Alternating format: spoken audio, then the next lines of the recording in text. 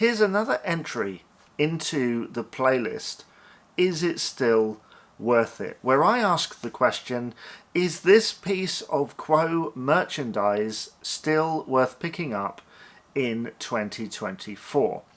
Now this is actually the first of a certain kind of video where I'm not talking about one product, I'm talking about a type of product, something we don't really buy anymore that once upon a time was a mainstay in our collections. It was the gateway to buying further stuff, if you will.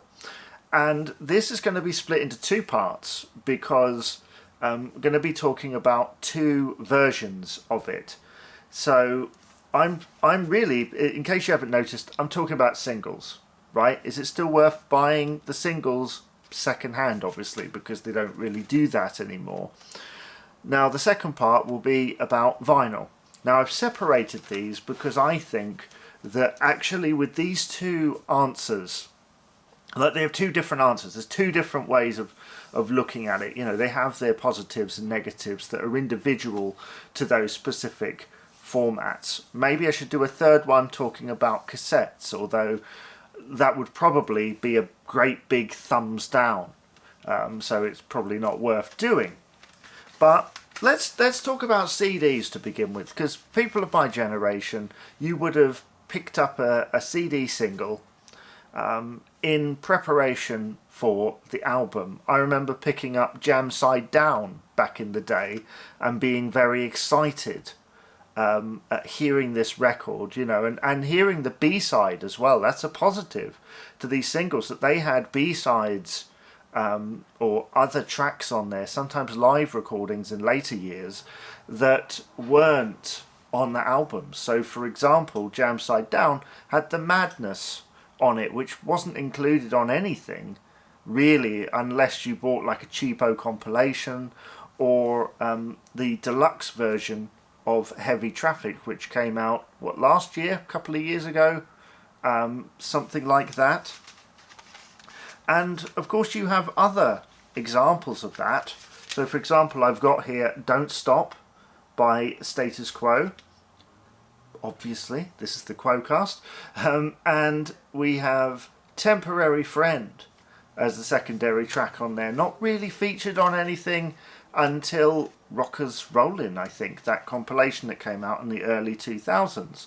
Then we have here You'll Come Round with Lucinda as the thing. Like, all tracks that were quite rare in their time. I remember additionally on that Jam Side Down single, there was also like a CD-ROM, so you put it in and you get like, you could watch the video, but it was like its own little program and stuff. Now stuff like that, that's like a unique experience that you can't get anywhere else. I mean, that definitely is a plus point for me, you know. Whether the only thing that makes me wonder about it is whether that still works on modern computers, but there we are. So let's talk about another bonus, shall we? So there was a moment in time, and this was really cool, where Beginning of the End came out, and they had this thing for a while in singles of doing a CD on one side and it was a DVD on the other. So you had the promo video, which this one was shot at the London Eye, as this picture demonstrates. And so I've picked this up since, but if I'd picked this up at the time, this would have been in my DVD player certainly, because I loved that video. And the thing is, this came out just as YouTube was starting to take off. Like, it wasn't massive, but it was just starting to take off. So it wasn't really a thing at the time to do that. So that was quite unique. Now perhaps less so, but there we are. So, Party Ain't Over Yet doesn't have the same thing on it, but look at the artwork of this single. That refers to the video. That's another thing as well.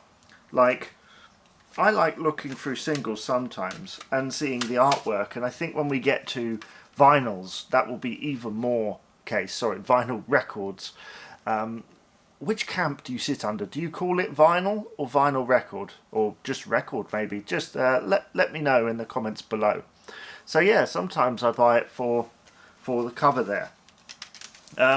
Now, one big negative is that back in the day, I mean, these were like the flimsiest thing, weren't they? These break easily, and sometimes I bet if you go to like a car boot or something, or you buy one off eBay, there's going to be at least one broken case. Now, usually with the CDs you can replace them. With these, they come in these unique kind of thinner cases that tell you that it's a single. So I didn't used to like that really. That used to annoy me a bit, that they break so easily. I went through a period of like getting rid of some of my overall CD collection, so the singles were actually the first thing to go. I've only really just started to collect again because I have more space, and that's the other thing as well. Like these, it depends how many you have. Like these don't really take up too much space because you got two singles like that, and that makes up the standard length, pretty much the standard height of a regular CD. So I guess there is that. I'm going all over the shop here because it really does depend on a number of factors. It depends on space. It depends on why you bought a single in the first place, doesn't it? Because if you bought it as a gateway into the album, which the singles are going to be on the albums, then obviously it is something that maybe you think, well, I don't need that because I've already got the albums, or I've already got the deluxe editions with all these tracks on. But you know, there are these little things that make it unique. What do you think?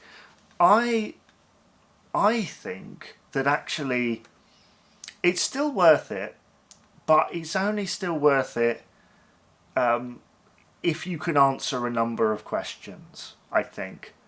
Because some of these things, it's like you collect stuff, but how far do you want to go? And why do you collect it? You know, you've asked all these questions, then I think you can, you know, you can go with it, can't you? You can say, right, okay, that is worth it or that isn't worth it, depending on how you think. For me, I like all the bonuses that come with it. They're not necessarily things I'm going to play too much, but sometimes, you know, it's kind of fun for research purposes for this podcast and stuff like that, to have them and just almost get the experience of what it was like. To open a CD and think, well, the album hasn't been released yet. How is this promoting the album? What's the extras that's included here? You know, things like that. So, let me know if you think buying CD singles is still worth it. I'll do vinyl at a later date. Thanks for watching another episode of the Quo-Cast. Bye bye for now.